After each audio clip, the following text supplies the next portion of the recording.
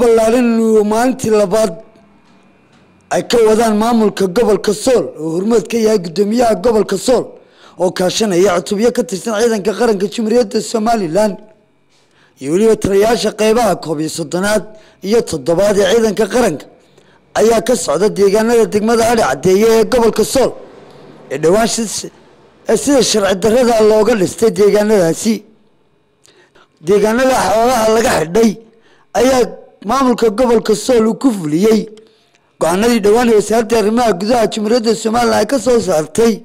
sidii dadka xidhmooyinka sharci darrada ka samaystay deegaanadaasi looga hortagi lahaa gudoomiyaha gobolka Sool ayaa halkaasi ka hadlay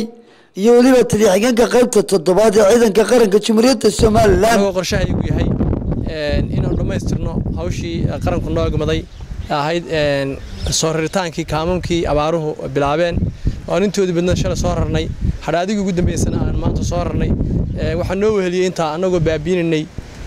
meelihii la calaamadsaday sida sharci darrada loo calaamadsaday laguna guray fuustooyinka iyo wixii la midka ah waxa qayb weyn ka qaatay ciidamada qaranka oo ay hogaaminayaan saraakiishoodu taliyaha qaybta 13aad iyo abaanduulaha qaybta 7aad ciidamada qaranku runtii waxaan oran karnaa waa kuwa waajibaadkii loo agmaday iyo kuwa ka badanba ka soo baxay waxaad arki doontaan iyagoo gacantooda ku quufaya baabiintii calaamadii sharci darrada ah ilaahay waxaan uga baryayaa miisaanka aakhireen ilaahay ugu daro xilka ay ummadda hayaana inuu ilaahay sharaf iyo karaamo ugu saacido waxaan u soo jeedin lahayn dadka deegaanka ku nool reer Adhi Cadeeye inay hoggaansamaan awaamiirta inay qaataan inay u dhugunuglaadaan ciidanka qaranka ee meesha degan ee u jooga iyaga danahooda inay ka mataqaanay fuliyaan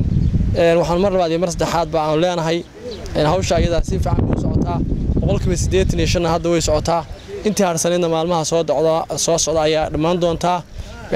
biidmilaahi kariim waa maalintii labaad oo halkan hawlgal u joogno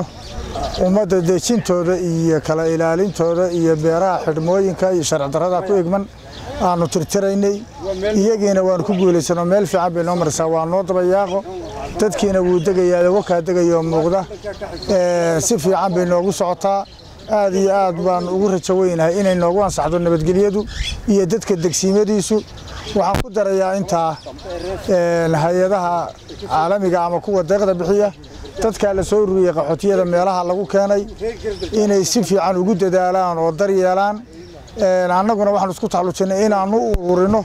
oo ay wax badan ku dhibtoon ku hawshoon oo dadku isugu yimaado meelihii muhiimka ahaa ee lagu daryeeli lahaa iyaguna inay hawsha la wareegaan oo si fiican u daryeelaan baan ku tala bixinaynaa hawlgalkan lagu baabiinayo dhulka sharci darrada ah ee la xidhay ayaa isagu socon doona maalmaha soo socda wuxuuna ka socon doonaa guud ahaanba gobolka Sool gaar ahaan degmooyinka Adhi Cadeeye iyo degmada Yagoori ee gobolka Sool وبرخد عمر أحمد البانتي قرن كشمرية الصوماليلان لاسعنود